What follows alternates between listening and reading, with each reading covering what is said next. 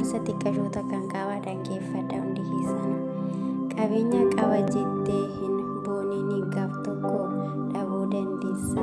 Dhabes jettee hin boo'in gaaf tokko argachuu dandeessa. Wanti ati yeroo hundumaa nan qaba jettee of ilaaltu waan yeroo hundumaa sirraa argamu yookiin mul'achuu qabu ilaalcha gaarii beekumsa bal'istee yaaduu waan hundarratti yaada gaarii qabaachuu kaayyoo kee karaa fuulduraa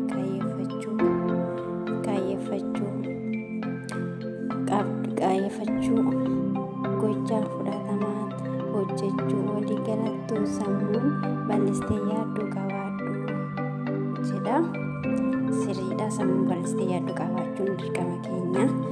Yaada gaarii namaaf laaddu jedha.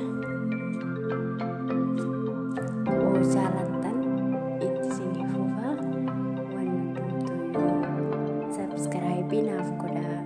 Gorsa kiyya immoo yoo isinii ta'e laayikii, sheerii, koomentii naaf godhaa.